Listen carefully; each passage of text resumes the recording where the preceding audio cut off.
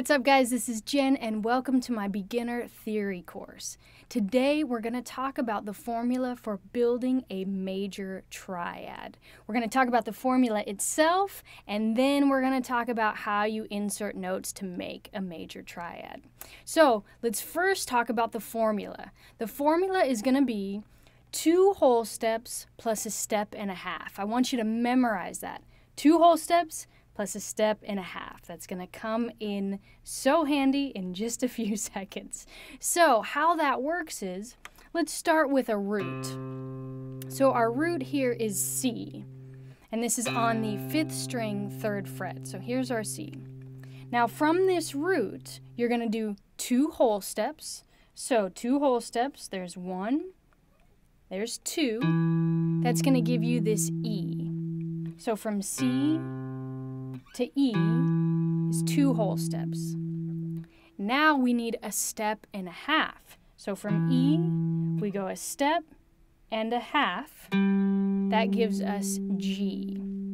So from E to G is a step and a half.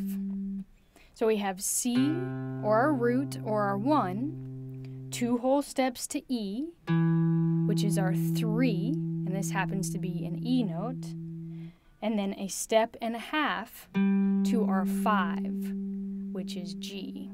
So that gives us a C major triad. So C, E, G. So now let's take that same formula and make a different chord out of it. So let's start on G. So here's our G note, or our root, or our 1. 2 whole steps, so 1, 2. That gives us a B. Now a step and a half, so here's your step and a half. That gives us a D. So a G major triad is G, 2 whole steps to B, a step and a half to D. So GBD gives us a G major triad. Let's do one more. Let's start on this D. So we have D, 2 whole steps. Now this is going to give us F sharp, okay? Now, step and a half to A. So again, D, 2 whole steps to F sharp, step and a half to A. I lied, let's do one more. Let's do a flat one. Let's do B flat. So here's your B flat, 2 whole steps. It's going to give a D, and then a step and a half. It's going to give an F. So that makes a B flat major chord. So it's really important that you start memorizing the formula and then testing yourself with making major chords all around the neck. Now, it's kind of difficult to see sometimes on the guitar because, you know, it's like, well,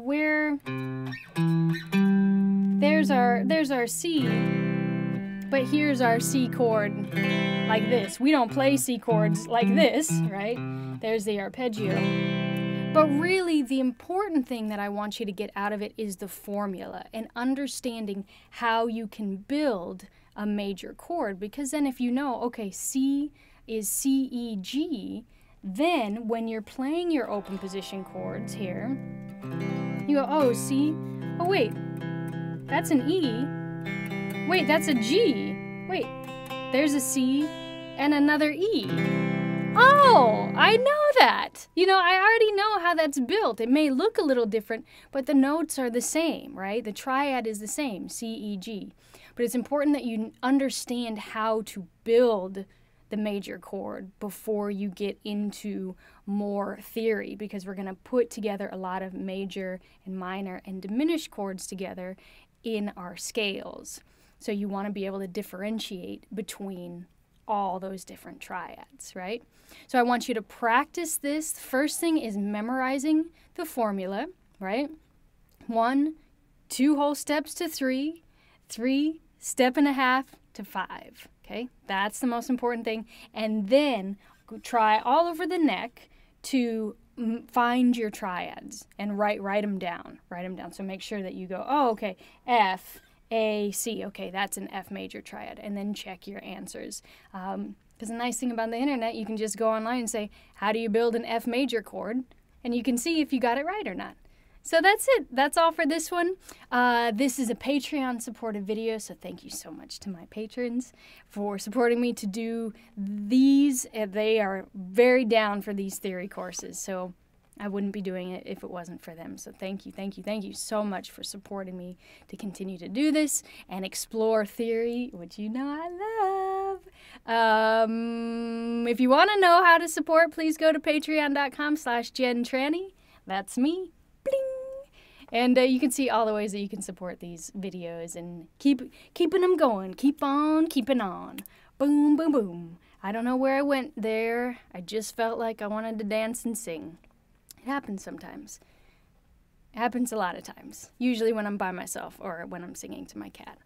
But that's it. That's all I have to say about that. So good luck with this one. Let me know if you have any questions, and I'll talk to you soon.